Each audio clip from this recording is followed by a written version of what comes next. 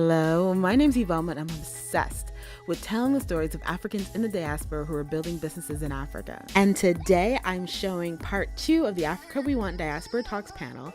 I'm showing 3 diaspora leaders, all of which have careers in media. Koshi Mills, founder of K3PR, publicist to the stars, Erica Aisi, multimedia journalist and a teacher, and Miley Monyo, executive producer of An African City. All of this is coming up.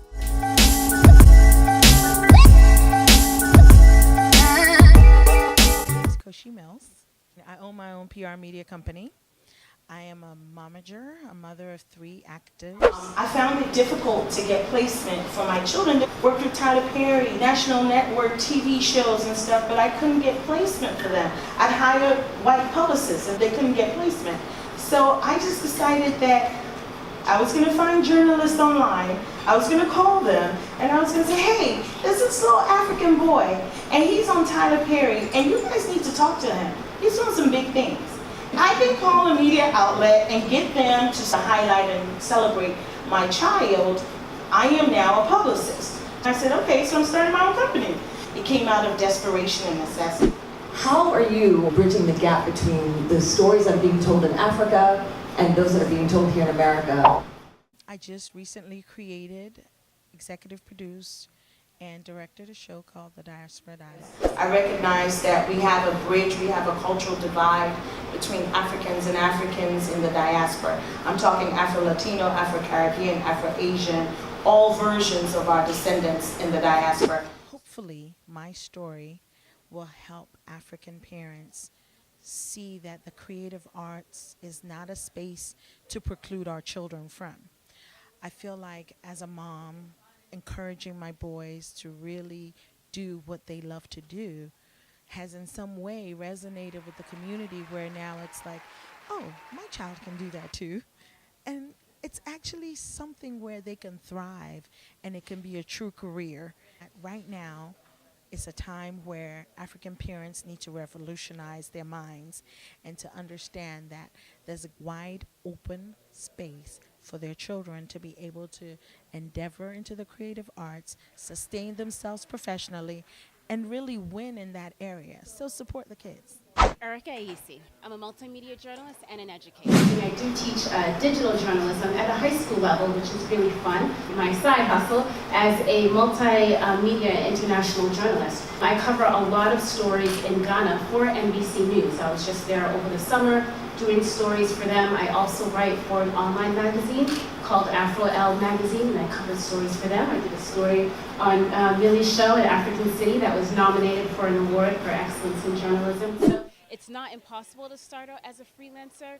You have to establish relationships because you have to find editors and reach them, and you don't know them. I decided that I wanted to do freelance news because it's very, very risky because your income is inconsistent. But I felt like if I could have an opportunity to pitch stories that I was passionate about Africa, then I could really connect my passion for Africa and journalism. Kind of my niche as covering the Black global experiences. That's what I love. I really like to write about and produce stories on what people think Black people aren't doing. People don't think of Black people in surfing. I saw people surfing in Ghana, and then I found a lot of them. I pitched a story. There's a lot of Black people surfing. So also this summer, I really want to focus on traveling in Africa. A lot of times, especially as Americans, we all go to the Caribbean and we go to these places to, we want to get that sun, we want to relax. But I find those spots in Africa, so I want to kind of focus on that and brought my gear and ran around Ghana covering those stories and where some cool spots to travel to, and hopefully want to take it outside of Ghana and look at some other places around Africa that are great travel destinations. Know how to write for print, know how to write for TV. They're 2 very, very different things. It's not easy to be a good writer. Be a good writer, and a great way to be a good writer for TV or for print is to read full articles. Don't just read the headline and move on. And that's a great way to be a good writer. Try to invest in your own equipment if you can't. I know it's very expensive. Start shooting with your phone, start editing with iMovie, and upload your stuff. So I knew, especially with my travel show that I'm trying to launch, I'm never going to find a job on Monster.com or Indeed that says I'm looking for a Travel Africa host. It's never going to happen. But you got to go out there and create it. So for us at the time, both of us had returned back home, me and my business partner, and we were living in Ghana and we were having experiences where we were thinking to ourselves, we want to see our story being told. We wanted to show educated women who've returned back home. We were tired of the narrative, and I think that's an echoing theme here. What were some of the challenges, if any, in producing a show like that? There were significant challenges. I mean, when we first showed up, we showed up into these meetings with men, African men in suits, and we were looking for financing, and we told them our story, we told them what we wanted to do, and they said to us, well, we don't get it, and we don't understand why you're making a show about 5 men. I mean, it was almost as if they laughed us out of the room because they just didn't get it. And then they didn't get why we were putting the show on YouTube. And we told them that we needed to go with YouTube instead of going with a network. Go on YouTube and we launch. Who knows who's going to see the show? Who knows? And literally the day that we launched, March of 2014, not even a day later, about 4 hours later, we got a call from BET.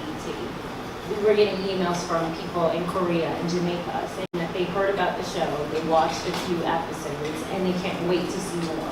And I mean, now going back into those meetings, I'm sure they'll listen. But it's just, we had tons of challenges, especially financing, because nobody was willing to invest in us. We had to do it ourselves.